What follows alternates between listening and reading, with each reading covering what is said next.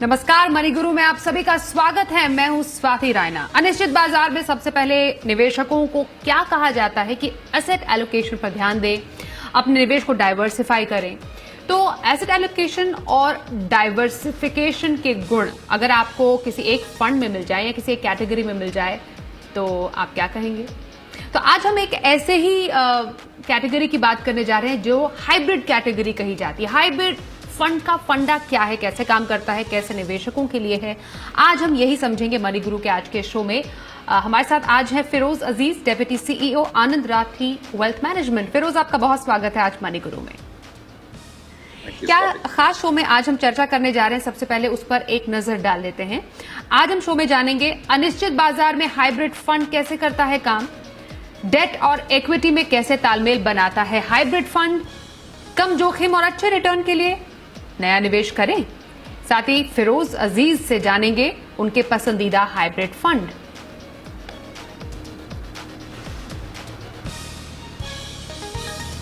फिरोज, जैसा हम शुरुआत में कह रहे थे कि अनिश्चित बाजार में जैसा कि स्थिति आजकल हम देख रहे हैं, एसेट एलोकेशन और डाइवर्सिफिकेशन बहुत ज्यादा जोर दिया जा रहा है। ऐसे में कैटेगरी काफी ज्यादा उभरकर सामने आ रही है और शायद निवेशकों की पसंद भी बनती जा रही है, या जिनकी पसंद नहीं है उनको शायद इसके बारे में पता ना हो। इसलिए मैं आपसे समझना चाहती हूँ, हाइब्रिड फंड क्या है? हाइब्रिड फंड स्वाति एक स्कीम है, जैसे हाइब्रिड नाम दर्शाता है। उसमें इक्विटी और डेट दोनों का एक मिलाप होता है और एक प्रोपोर्शन, थोड़ा पैसा इक्विटी में जाता है, थोड़ा पैसा डेट में जाता है। Different kinds of hybrid funds होती हैं। ये दोनों को मिलके एक एसेट, डिफरेंट एसेट्स को जोड़ के एक फंड बनता है, उसको कहते हैं हाइब्रिड। हाइब्रिड मतलब मिक्स्ड फंड। सो इसमें जो है रिस्क की जो तुलना करें, अगर हम प्योर इक्विटी फंड से काफी कम रिस्क होती है, प्योर डेट स्कीम से थोड़ी ज्यादा रिस्क होती है। तो ये कहीं बीच में, रिस्क रिटर्न प्रोफाइल के बीच में कहीं तालमेल बिठाता है। तो बिल्कुल राइट बैलेंस हम इसे कह सकते हैं कि इक्विटी से थोड़ा कम, डेट से थोड़ा ज्यादा जोखिम यहाँ पर, और शायद अनिश्चित बाजार में हाइब्रिड फंड एक बेहतर तरीके से काम कर सकता है निवेशकों के लिए। एसेट एलोकेशन का तरीका अगर हम समझे, शॉर्ट टर्म के लिए हाइब्रिड फंड जो हैं वो कैसे जो एलोकेशन है उसको मैनेज करते हैं, यहाँ पे लॉन्ग टर्म में फिर उसी एलोकेशन को कैसे बदल दिया जाता है, ये पूरा मैकेनिज्म मैं चाहती हूँ हमारे दर्शकों के लिए आप समझाएं। यस स्वाति, आई थिंक पहले तो मैं थोड़े एडवांटेजेस हाईलाइट कर देता हूँ, फिर देन उसमें जो कैटेगरीज हैं, क्योंकि हाइब्रिड में भी 4-5 डिफरेंट टाइप्स की होती हैं, तो एक किस्म की नहीं होती है। पहले तो ये हाइब्रिड स्कीम्स के जो एडवांटेजेस हैं वो हैं क्योंकि इसमें रिस्क कम होता है इक्विटी फंड्स के मुकाबले। एक नया निवेशक इसको डेफिनेटली अपना सकता है क्योंकि उनको आदत नहीं होती है मार्केट के उतार चढ़ाव की, जो इक्विटी फंड्स ज्यादा दिखाएंगे। तो फर्स्ट टाइम इन्वेस्टर्स के लिए बहुत अच्छी शुरुआत है, एक पहला कदम है जो एक नया निवेशक ले सकता है because of the reduced risk. एक सेकेंड एडवांटेज ये है कि अगर आपके पास सिर्फ 1,000 रुपए हैं मंथली इन्वेस्ट करने के और 2 अलग स्कीम्स खरीदना नहीं चाहते आप, तो एक स्कीम में ही आप 1,000 रुपए में इक्विटी का भी लाभ पा सकते हैं और डेट का भी लाभ पा सकते हैं। एसेट एलोकेशन होने से एक टिकट साइज छोटी हो सकती है आपकी, ये सेकेंड एडवांटेज है। एक तीसरा एडवांटेज स्वाति बहुत इंपॉर्टेंट ये है कि इसमें टैक्स एडवांटेज होता है। इसमें टैक्सेशन इक्विटी से, इक्विटी जैसा अच्छा टैक्सेशन होता है और डेट का जो हिस्सा है वो भी इक्विटी के हिस्से जैसा ही टैक्स होता है। इक्विटी में जो टैक्स होती है डेट के मुकाबले आधी होती है, तो टैक्स बेनिफिट मिलता है। एसेट एलोकेशन हो जाता है तो आप छोटी रकम से भी कर सकते हैं और शुरुआत के लिए बहुत अच्छा है नए निवेश। ये तो हो गए एडवांटेजेस हाइब्रिड फंड के। और हाइब्रिड फंड्स 3-4 किस्म के होते हैं। एक होते हैं वेरी कंजर्वेटिव, जो कम पैसा इक्विटी में लगाते हैं और ज्यादा डेट में लगाते हैं, और उनको कहते हैं कंजर्वेटिव हाइब्रिड फंड। तो 75% पैसा डेट में होता है, सिर्फ 25% हिस्सा, 1/4 हिस्सा इक्विटी में जाता है। दूसरा एग्रेसिव कैटेगरी होती है। एग्रेसिव कैटेगरी में ज्यादा हिस्सा, 65 से 80% हिस्सा इक्विटी में जाता है और बचा हिस्सा डेट में जाता है, इसीलिए उसको एग्रेसिव कहते हैं, ज्यादा रिस्क वाला। और तीसरा होता है बैलेंस्ड, जिसमें 60% पैसा जाता है डेट में और 40% जाता है इक्विटी। तो ये तीन ज्यादा पॉपुलर कैटेगरीज हैं हाइब्रिड में। और भी फोर्थ एंड सबसे इंपॉर्टेंट कैटेगरी जो आज के सिचुएशन में बहुत काम आ सकती है, वो कहते हैं डायनामिक हाइब्रिड फंड, जिसमें बहुत ज्यादा बदलाव करता है फंड मैनेजर इक्विटी और डेट के बीच। तो ये चार कैटेगरीज हैं स्वाति, और एडवांटेज। ओके तो आपने हाइब्रिड फंड कितने तरीके के होते हैं उनके बारे में उनके फीचर्स हाईलाइट किए, जिसमें कंजर्वेटिव हाइब्रिड फंड थोड़े और डिटेल में, जैसे उसके जो अंदर कैटेगरीज है, अग्रेसिव हाइब्रिड फंड्स होते हैं, बैलेंस हाइब्रिड फंड है, बैलेंस एडवांटेज फंड्स हैं, आर्बिट्राज फंड है, इक्विटी सेविंग फंड है, और उसके इक्विटी एलोकेशन या डेट एलोकेशन कितना है वो बताएं। इसके थोड़े से और डिटेल में फिरोज मैं आपसे थोड़ी देर में और समझूंगी, और निवेशक को कितनी देर के लिए और कब तक इसमें निवेश करना चाहिए ये भी समझें। इसके पहले मैं दोबारा उसी सवाल पे आना चाहती हूं, जो एसेट एलोकेशन का जो एक बेसिक प्रिंसिपल होता है, इसमें शॉर्ट टर्म और लॉन्ग टर्म, शॉर्ट टर्म के लिहाज से कैसे बैलेंस होता है ये पूरा इक्वेशन, और लॉन्ग टर्म के लिहाज से एक हाइब्रिड फंड में ये इक्वेशन बदल कैसे जाता है मार्केट के उतार चढ़ाव को ध्यान में रखते हुए। स्वाति, आई थिंक बहुत अच्छा सवाल है आपका, कि अवधि के हिसाब से जो एसेट एलोकेशन बदलाना चाहिए, तो हाइब्रिड एक अच्छा सोल्यूशन हो सकता है। एसेट एलोकेशन जैसे अवधि बढ़ाते हैं आप, तो इक्विटी मार्केट में आपके नुकसान होने की संभावना घट जाती है। अगर आज आप अपने पैसे लगाते हैं इक्विटी में, तो 6 महीने में ऐसा हो सकता है, साल भर में ऐसा हो सकता है, इवन 2 साल में भी ऐसा हो सकता है कि मार्केट नीचे हो और आपकी कैपिटल पे आज आंच आ रही है। बट जैसे अवधि बढ़ती है, वैसे ही इक्विटी का जो रिस्क है वो घटता जाता है। तो इसीलिए हाइब्रिड में 4 डिफरेंट कैटेगरीज प्लस और 1-2 एडिशनल कैटेगरीज भी हैं। तो अगर आपकी जो टाइम फ्रेम्स हैं 3 इयर्स की है, तो आप कंजर्वेटिव डेट फंड में जा सकते हैं, हाइब्रिड वाला कंजर्वेटिव हाइब्रिड फंड में जा सकते हैं, जिसमें 75% डेट में होता है और 25% इक्विटी में होता है। ये 3 साल की अवधि के लिए बहुत अच्छा मिश्रण है, क्योंकि 3 साल बहुत लंबी अवधि भी नहीं होती, बहुत छोटी अवधि भी नहीं। So that's the recommended time frame, Swati, for the conservative hybrid fund. और अगर हम देखें एग्रेसिव हाइब्रिड फंड, जिसमें 65 से 80% पैसा इक्विटी में लगता है, उसके लिए एटलीस्ट आपको 5 साल की अवधि लेके चलनी चाहिए। अगर आपकी 5 साल से कम की अवधि हो, तो आप वो इन्वेस्टमेंट नहीं कर सकते एग्रेसिव हाइब्रिड फंड। सो ऐसे अगर हम बैलेंस्ड हाइब्रिड फंड की देखें, बात करें, तो अगर आपके पास 4 साल का वक्त है, तो बैलेंस्ड वाले में जाए। तो ये टाइम फ्रेम्स के हिसाब से ये 3 कैटेगरी में आप निवेश जरूर कर सकते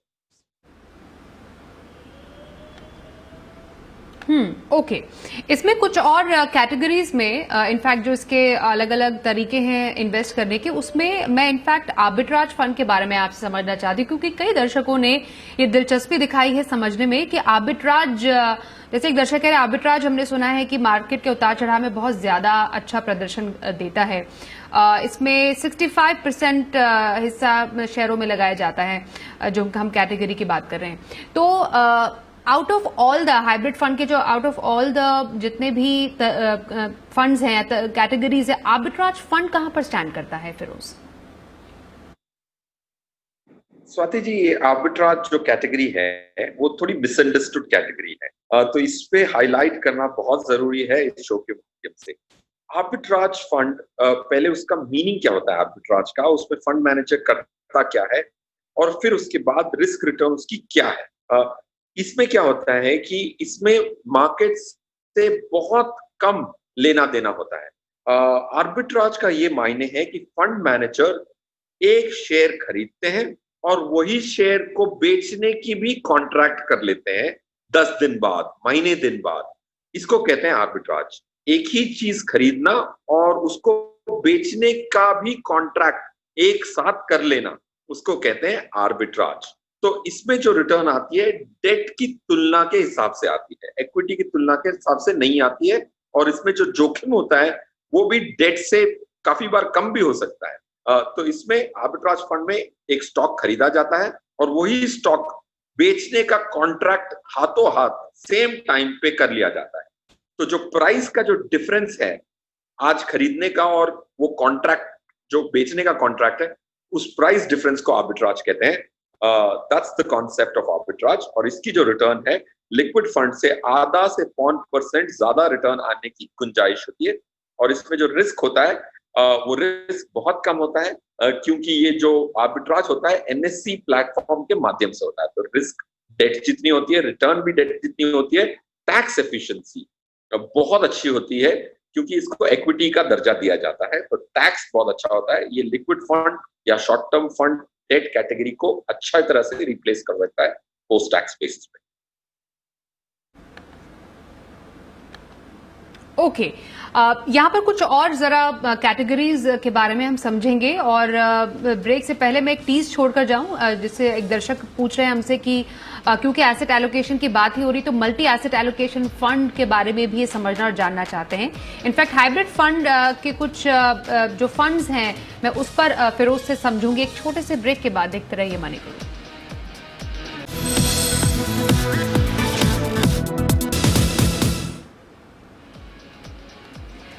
उतार चढ़ाव भरे बाजार में हाइब्रिड फंड का क्या रोल है एसेट एलोकेशन और डाइवर्सिफिकेशन के भी लिहाज से, ये हम आज समझ रहे हैं फिरोज से। फिरोज, जैसा मैंने ब्रेक से पहले कहा था, एक दर्शक हमसे मल्टी एसेट एलोकेशन फंड के बारे में जानना चाहते हैं। जरा इसके डिटेल्स जरा बताएं कि एसेट क्लास में कैसे निवेश करता है, और इसके बाकी और क्या ऐसे डिटेल्स हैं जो निवेशकों के लिए जानना जरूरी है। ये भी एक नवीन कैटेगरी है, वेरी यूनिक। इसमें जैसे कह रहा है कि नाम दर्शाता है मल्टी एसेट, मतलब काफी सारी एसेट्स।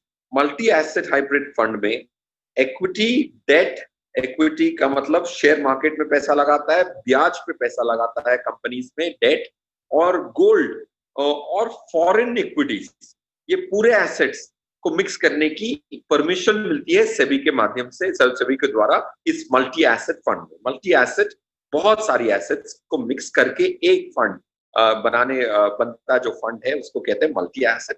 दो एक्स्ट्रा एसेट्स जो इंक्लूड होती हैं इसकी ऑब्जेक्टिव में, वो गोल्ड होती है, फॉरेन एसेट्स होती है। जैसे आप यहाँ बैठे बैठे, इंडिया में बैठे बैठे यूएस के शेयर्स फंड मैनेजर आपके बिहाफ पे खरीद सकता है, उसको कहते हैं ग्लोबल एक्विटीज। ग्लोबल एक्विटीज सो ये मल्टी एसेट बहुत सारे एसेट्स को मिक्स करके एक फंड में आपको पूरे रेनबो की तरह पूरे कलर्स एक ही फंड में मिल जाते हैं, उस कॉन्सेप्ट को मल्टी एसेट फंड कहते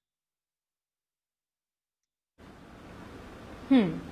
ओके, फिरोज एक बात बताइए, क्योंकि हाइब्रिड फंड्स के काफी सारे प्रकार हैं जो हम समझ रहे हैं, क्या ये कहीं ना कहीं एक दूसरे को ओवरलैप भी करते हैं? क्या एक निवेशक के लिए कंफ्यूजिंग हो सकता है करेक्ट हाइब्रिड फंड चूज करना, कि कितना इक्विटी पोर्शन उसे चाहिए या कितना डेट एक्सपोजर चाहिए? हाइब्रिड फंड चुनने का सही तरीका एक निवेशक के लिए क्या हो सकता है? देखिए, आपने सही कहा स्वाति, इतनी सारी कैटेगरीज बनाई हैं तो ऑब्वियसली एक निवेशक को बड़ा कंफ्यूजन होगा कि इनमें इतने सारे फंड हैं, उसमें इतनी सारी कैटेगरीज हैं, तो मैं चुनाव करूं तो कैसे करूं? अगर आपको 5,000 रुपए इन्वेस्ट करने हैं तो आप 100 फंड में तो नहीं लगा सकते, आपको 4 फंड 3 फंड का चुनाव करना है हजारों फंडों में। तो it gets confusing, completely agree. और अगर आप हाइब्रिड की बात करें तो आपको डायनामिक एसेट एलोकेशन जैसा होता है। डायनामिक हाइब्रिड फंड एक इंपॉर्टेंट कैटेगरी है रिटेल निवेशक के लिए, और एग्रेसिव हाइब्रिड फंड एक अच्छी कैटेगरी है। ये दो कैटेगरीज ज्यादा इंपॉर्टेंट हैं। मल्टी एसेट एक बहुत अंडरस्टैंडिंग, बहुत एक्सपीरियंस्ड इन्वेस्टर के लिए है। आर्बिट्राज एक कॉर्पोरेट के लिए, फॉर एग्जांपल, जिनके पास करोड़ों रुपए पड़े हुए हैं करंट अकाउंट, तो आर्बिट्राज को आप इग्नोर करें। मल्टी एसेट पहले आप नए निवेशक हैं तो सीखें, म्यूचुअल फंड का पूरा गेम सीखने के बाद साल 2 साल बाद मल्टी एसेट की तरह वेंचर आउट करें। डायनामिक हाइब्रिड, एग्रेसिव हाइब्रिड की कैटेगरी ज्यादा इंपॉर्टेंट है, और उसमें से अगर आप चुनाव करना चाहें तो अच्छे लॉन्ग स्टैंडिंग फंड्स जिसकी पास्ट परफॉर्मेंस भी अच्छी हो और उनके रिस्क भी कम हो, वो स्कीम्स अगर चुने तो आपके लिए बहुत अच्छा होगा। ओके, और इसमें मैं एक छोटा मेंशन आपसे करना चाहूंगी इक्विटी सेविंग स्कीम का। इक्विटी सेविंग स्कीम भी इसी कैटेगरी में आती है, और उसके जो प्रपोर्शन है, रेशो है इक्विटी टू डेट का, वो क्या कहता है? इक्विटी सेविंग स्कीम्स में प्रोपोर्शंस बहुत कम रहती है, 20% इक्विटी में रहता है। एवरेज कैटेगरी में वो देखा गया है 20%, अप टू 20%, और ये सबसे कंजर्वेटिव स्कीम में कहलाई जाएगी equity savings from a perspective of risk return.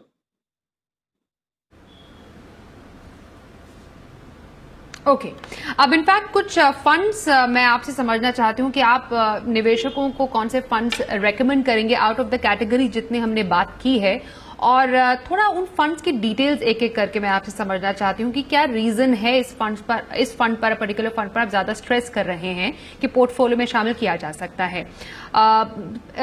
In fact आपकी लिस्ट ऑफ फंड्स पे सबसे पहला फंड कौन सा होगा, कौन सी कैटेगरी का जो आप निवेशकों को निवेश करने की सलाह देंगे? स्वाति, मेरा फर्स्ट होगा ICICI dynamic asset allocation fund. इसमें फंड मैनेजर ये जो पैसे हैं इक्विटी और डेट में बांटते हैं और उसको स्टैटिक नहीं रखते, उसको सेम नहीं रखते। जैसे मार्केट बहुत महंगी हो जाए तो उसमें इक्विटी घटा देते हैं, जब मार्केट गिर जाए तो इक्विटी बढ़ा देते हैं, ताकि ये स्कीम में मार्केट ऊपर जाने पे अच्छे दामों पे बिकवाली हो और मार्केट गिर जाए तो अच्छे दामों पे कम दामों पे खरीदी हो सके। तो इसीलिए इसको डायनामिक कहते हैं, चेंज करते रहते हैं वैल्यूएशन के हिसाब से। मार्केट की करंट स्थिति को देख के इक्विटी का प्रोपोर्शन चेंज करने वाली ये स्कीम है।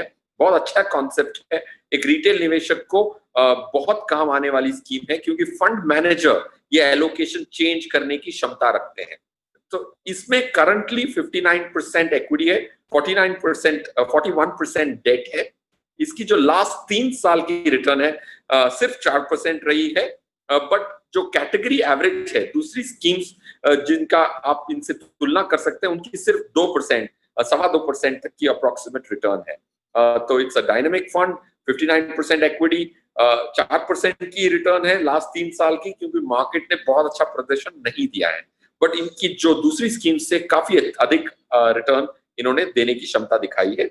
इसका जो रिस्क है भी इक्विटी के दूसरे उसकी डायनामिक एसेट एलोकेशन स्कीम्स के मुकाबले रिस्क इन्होंने ज्यादा नहीं लिया, उतने का उतना बराबर का रिस्क लिया है। एक्सपेंस रेशियो कम है 1.72% vis a vis the rest of them at 2.23%, और ये सबसे बड़ी स्कीम है, 26,600 करोड़ की स्कीम है। तो ये मेरी फर्स्ट पिक होगी from the dynamic hybrid category.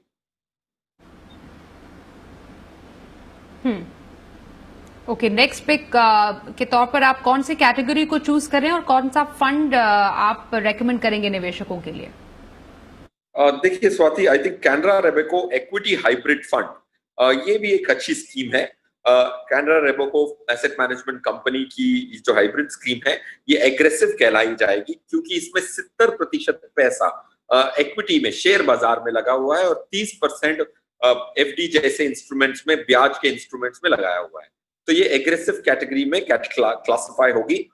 इसका जो रिटर्न रहा है बहुत अच्छा रहा है दूसरे इसी कैटेगरी के दूसरे फंडों के मुकाबले।